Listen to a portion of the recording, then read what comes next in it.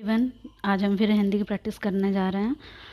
अब मैं जो वीडियो डाली होंगी हिंदी की जो प्रैक्टिस सेट थी जिसमें 60 क्वेश्चन थे, वो आप लोग को सीरीज ज़रूर पसंद आई होगी। तो चलिए शुरू करते हैं। निम्नलिखित में से कौन सी रचना हरिऔध जी की है? तो इसका ऑप्शन है बी 1 और 2। प्रिय प्रवास और वैदेही वनवास दोनों जो है हरिऔध जी की है।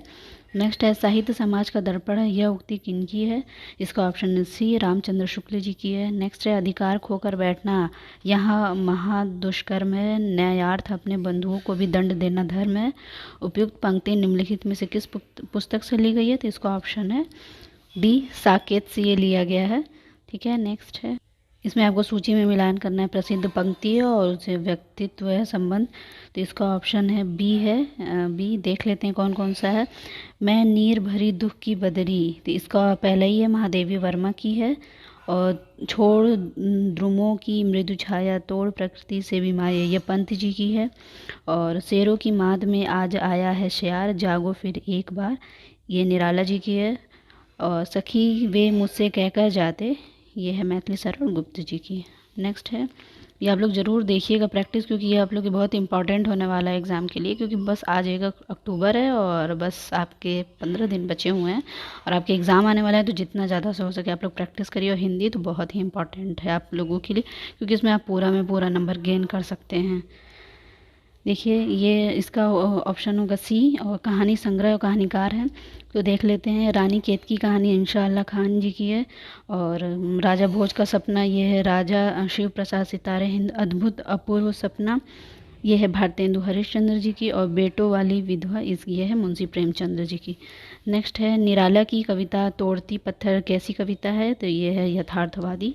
रीतिकाल का वह कौन सा कवि है जो अपनी मात्र एक प्रकृति से हिंदी साहित्य में अमर हो गया?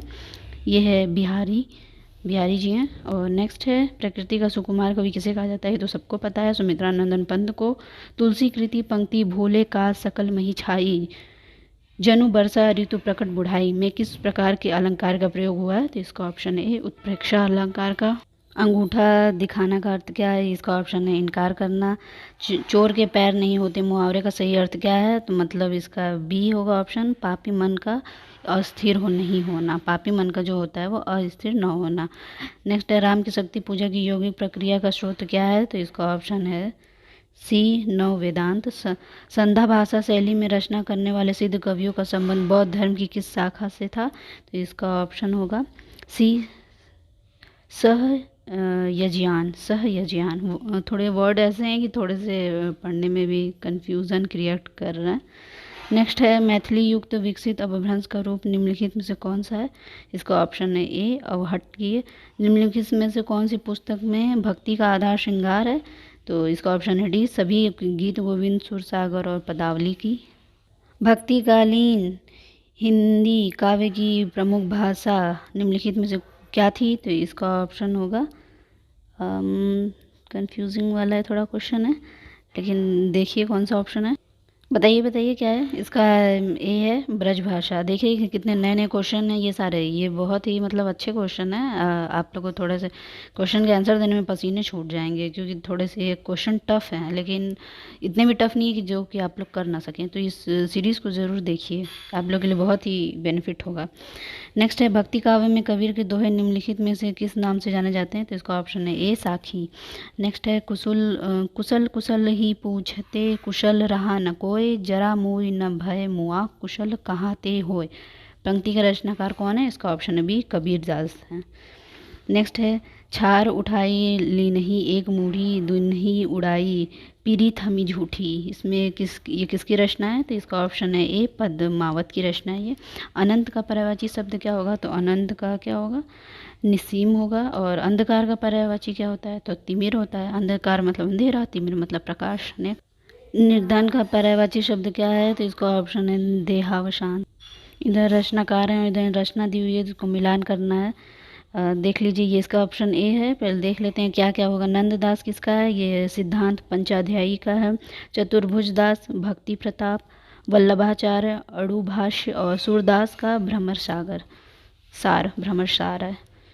बहुत सारी इन लोग की रचनाएं हैं, लेकिन जो इम्पोर्टेंट है वही दिए हुए हैं।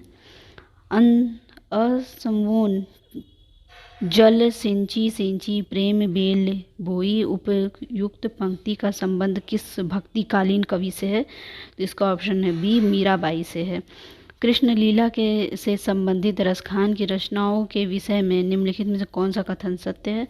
तो इसका ऑप्शन होगा केवल सी, 1 और 2 दोनों सत्य है। रसखान का कृष्ण लीला गेय पदों में नहीं है और रसखान ने कृष्ण लीला का वर्णन वेदों में किया है।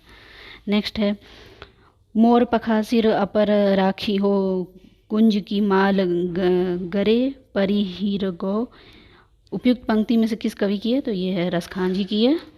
निम्नलिखित में कौन सी रचना कवि रहीम की नहीं है? कूट के माध्यम से बताना है। तो इसका ऑप्शन केवल एक है, भैरवे रामायण। नेक्स्ट है, कृष्ण भक्ति के संबंध में कवियों के विषय में निम्नलिखित में कौन सा कथन सत्य है? तो इसका बताइए। इसमें 4 ऑप्शन है, इसमें से मतलब कूट दिया हुआ है, इसमें आपको बताना है। तो पहला पढ़ लेते हैं। ये कवि कृष्ण के लोकरंजक रूप का उजागर करते हैं। सेकंड है, कृष्ण भक्ति के कवियों ने लोक मंगल की भावना पर बल नहीं दिया है। थर्ड है, कृष्ण भक्ति धारा के कवियों ने अधिकांशतः मुक्तकों की रचना की है। और फोर्थ है, इन कवियों की रचना ने मुसलमान कवियों की ओर अपने आकर्षित किया। तो इसका सारा ऑप्शन है, चारों सही उपयुक्त तो सभी होगा। नेक्स्ट है, कृष्ण भक्ति काव्य से संबंधित निम्नलिखित कथनों पर विचार कीजिए, मुकुट की सहायता से उत्तर का चयन करना है। तो इसका भी ऑप्शन डी है, सारा है। आप लोग ये देख लीजिए, पढ़ लीजिए क्या क्या दिया हुआ है। कृष्ण भक्ति काव्य की भाषा ब्रज भाषा ही रही है। कृष्ण भक्ति काव्य में रामचरितमानस जैसा कोई विशाल महाकाव्य नहीं रचा गया। ये चारों ऑप्शन है, चारों सही हैं। नेक्स्ट है, हिंदी भक्तिकालीन की निम्नलिखित में कौन सी विशेषताएं सही हैं? कूट के माध्यम से बताना है। तो इसका ऑप्शन है, इसका ऑप्शन केवल 2 है। तो 2 में क्या है? भक्ति काव्य लोक साहित्य से संबंध नहीं था। तो ये पूरे देखिए 30 क्वेश्चन है और अभी तो बहुत सारे सेट आने वाले बाकी हैं हिंदी के। वैसे तो सारे सब्जेक्ट के आएंगे, लेकिन हिंदी का भी बहुत इंपॉर्टेंट है, क्योंकि हम हिंदी का जो है क्वेश्चन वो पूरा आप लोग के लिए रखा है। आप लोग जितना ज़्यादा प्रैक्टिस करेंगे उतना आप लोग के लिए अच्छा होगा।